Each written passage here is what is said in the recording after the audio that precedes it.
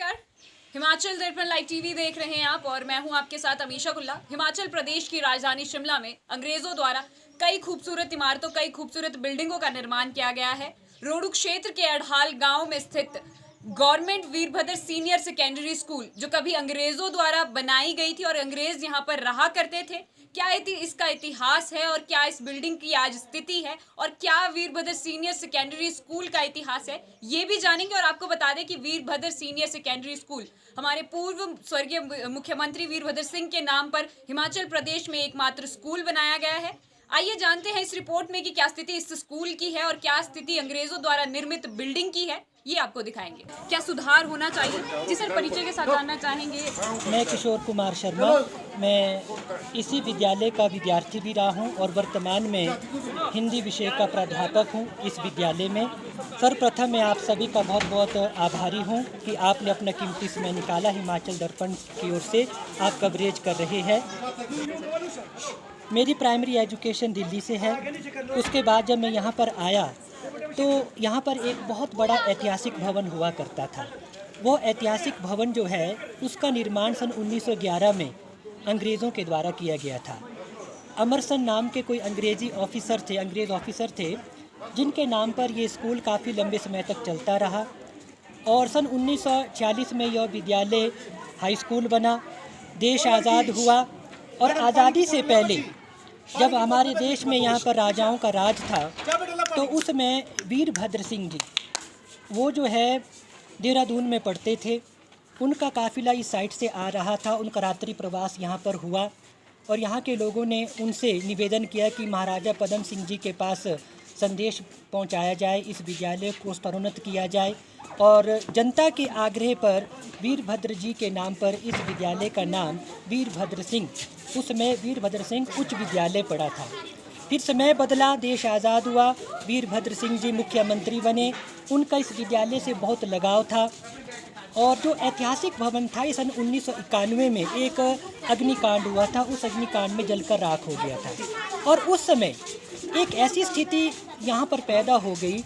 ये दिसंबर का महीना था, मैं उसमें 7th क्लास में पढ़ता था और हमारे एग्ज़ामिनेशन जो एनुअल पेपर थे वो भी जलकर राख हो गए थे। हमको दोबारा पेपर देने पड़े थे। तो वीरभद्र जी उसमें ऑपोजिशन में थे। वो यहाँ पर आए, उन्होंने कहा कि इन फ्यूचर जब मेरी सरकार यहाँ पर आएगी मैं फिर से उतना ही बड़ा भवन बनाकर दूंगा। तो फिर उसके बाद जो है वो मुख्यमंत्री बने। 1996 में ये विद्यालय की जो बिल्डिंग आपको दिख रही है इसका उद्घाटन सन 1996 में मुख्यमंत्री के तौर पर राजा वीरभद्र सिंह जी ने किया। इस विद्यालय में हर प्रकार की सुविधाएं हैं।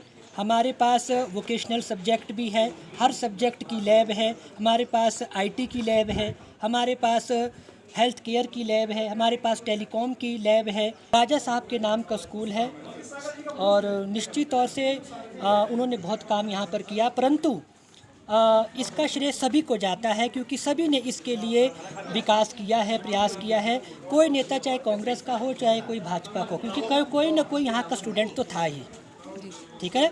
तो कोई ना कोई स्टूडेंट था और सबका सामूहिक प्रयास है और विशेष रूप से नाम तो राजा साहब का आएगा और श्रेय सबको जाता है। जी, बहुत बहुत धन्यवाद। Chauhan, I am working here as a principal.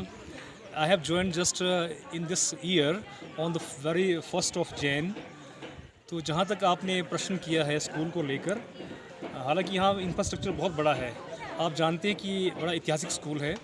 लगभग इसने एक अपनी शती बना दी है। शती एक सेंटनरी सेरेमनी 1911 के बाद 2011 में 100 साल इसने मुकम्मल कर दिए है। लगभग आज की जब बात करें तो 111 साल से ऊपर का समय हो गया है जब से स्कूल चल रहा है। तो हालांकि बहुत पुराना स्कूल है। जहाँ तक आपने इंफ्रास्ट्रक्चर की बात की, अब बहुत बड़ा इंफ्रास्ट्रक्चर है। जब मैंने मतलब सराहनीय प्रयास लोगों का है, उसके पीछे सोच है इनकी। पर बात यह है कि अब स्ट्रेंथ बड़ी कम रह गई है क्योंकि इसके पीछे बहुत सारे कारण रहते हैं। और क्योंकि मैं देख रहा हूँ पिछले 3-4 सालों से जो मुझे ज्ञात है, यहाँ पर मेन जो आपकी पोस्ट होती है फिज़िक्स की, साइंस के अंदर, वो वैकेंट चली हुई है।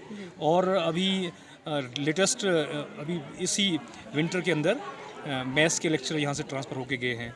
तो इन परिस्थितियों के चलते जो कि हमारे बस से बाहर की बातें होती हैं एनरोलमेंट को बढ़ाना, मतलब कहा कि हमारे जो इस स्कूल के अंडर जो है 4 और स्कूल आते हैं जो अंडर कॉम्प्लेक्स स्कूल्स हैं, जिसमें बशला है हमारा, शरोक है हमारा, और मिडिल स्कूल कांडा है, मिडिल स्कूल रोंडा है। तो कई तो लकीली हमारे पास वहाँ एक शरोक में हमारे पास एक जेंटलमैन है हमारे जो TGT साइंस है, he is masters in physics.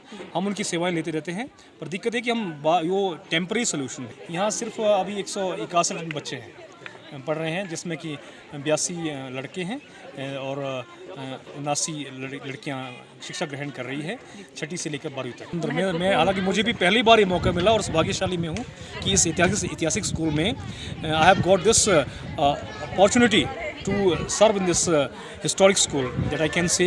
ये समझता हूँ कि यहाँ तो एक कॉलेज का बड़ा पर्याप्त माहौल है, ऐसा कॉलेज इस जगह पे होना चाहिए। अपना परिचय बताएं और परिचय के साथ बताएं कि स्कूल की स्थिति क्या है और पुराना जो अंग्रेजों द्वारा निर्मित हॉस्टल है इसकी स्थिति को लेकर बताएं। मैं संदीप शर्मा हूँ और lecturer biology Virbhadra Singh government senior secondary school Adhal. जबकि हॉस्टल की बात आती है कि हॉस्टल जो उस टाइम थे, इसकी स्थिति आज बहुत संजर हालत में पड़ी हुई है। प्रशासन से क्या मांग करते हैं इसको लेकर? स्कूल प्रशासन अपने से लगा हुआ है, पर स्कूल में इतना फंड आएगा तो हम इसका निर्माण करते, लेकिन फंड तो यहाँ पे आता नहीं है ज़्यादा। जितना है हमारे पास बजट होता है, हम उसको और जो दूसरी एक्टिविटियाँ स्कूल की उसमें खर्च करते रहते हैं। का निर्माण अगर पर्यटन की दृष्टि से करें तो यहाँ पे पर्यटन की दृष्टि से बहुत ही विकसित हो सकता है। यहाँ पे हमारे वन भी है, लगभग सदाबहार वन है, जो कि हर टाइम जो है छाया प्रदान कर रहे हैं। और ये स्कूल कैंपस में है, लगभग 24 बीघा ज़मीन है हमारे पास यहाँ स्कूल कैंपस में पूरे के। सबसे पहले मैं स्कूल परिवार की ओर से, SMC परिवार की ओर से आपके चैनल का बहुत बहुत धन्यवाद करता हूँ, जो आप हमारे को रूबरू करवा रहे हैं। SMC में मुख्य सलाहकार हूँ। तो स्कूल, बाकी आप स्कूल को तो देख ही रहे हैं, यहाँ पर बड़ी भव्य इमारत है, पर बच्चों की वजह से हम थोड़े परेशान हैं। बच्चे जो है, पेरेंट्स जो है प्राइवेट स्कूलों की ओर ज़्यादा रुख अपना रहे हैं। जहाँ तक तो हमारा व्यक्तिगत मामला था, जो हमारे सराउंडिंग के थे, अपने निजी थे, उनको तो हमने रोका कि गवर्नमेंट स्कूल में जो है हर फैसिलिटियाँ हैं, ये फैसिलिटियाँ जो है प्राइवेट स्कूलों में नहीं मिलती। काफ़ी इस ऐतिहासिक विद्यालय के शिक्षक और बच्चे कहीं ना कहीं शिक्षकों और विद्यार्थियों की कमी के चलते परेशान हैं। फिलहाल राजधानी शिमला के रोहड़ू क्षेत्र से इतना ही। आप बने रहे हिमाचल दर्पण लाइव टीवी के साथ। मैं अमीशा गुल्ला, धन्यवाद।